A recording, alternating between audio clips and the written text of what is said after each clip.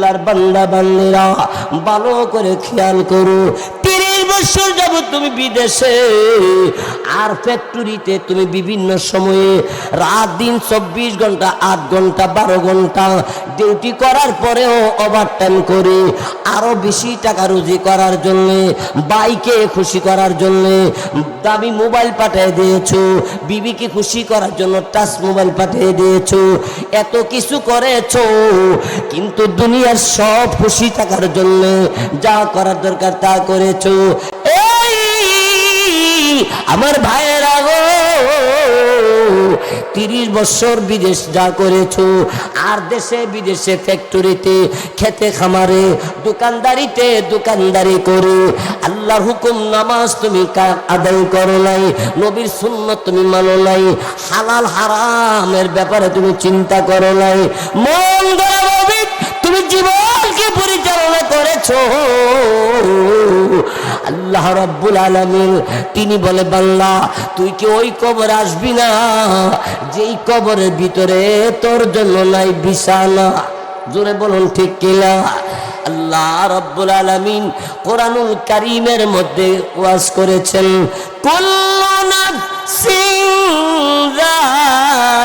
যায়িকাতুল মাউত।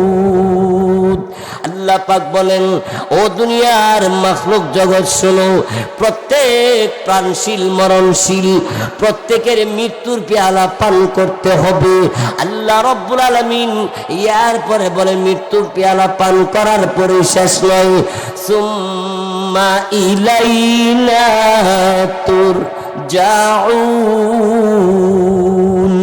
আল্লাহ রাব্বুল আলামিন বলেন, মানব দানব আমি আল্লাহ পাক রব্বুল আলামিনের কাছে আসতে হবে। বাইরে আমার এই কবরস্থানের পারে দাঁড়াইয়া যে এমপি একটা থানা পরিচালনা করত, ওই এমপি ওই কবরে শুয়ে রয়েছে, কোনো আওয়াজ নাই।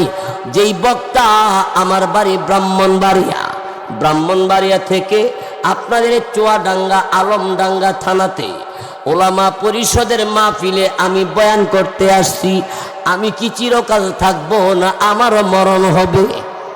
আরো জোরে কর ভাই। এই ভাই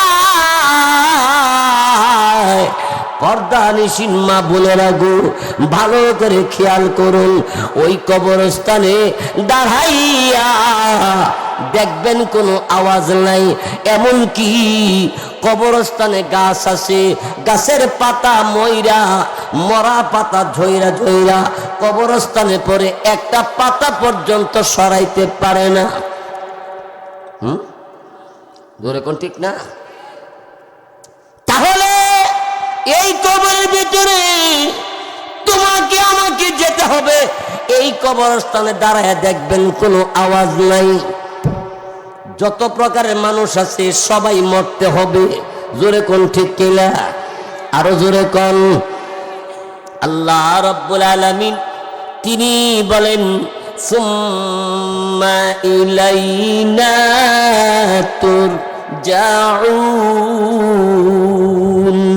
ও বান্দা বান্দেরা, আমি আল্লাহ পাকের কাছে তোমাদের আসতে হবে, আল্লাহ রাব্বুল আলামিনের দরবারে যাইতে হবে।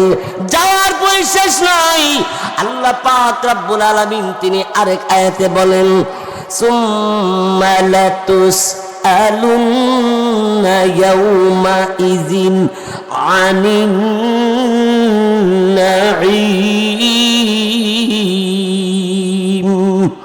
আল্লাহ পাক আপনার আমার জীবনের হিসাব নিবে।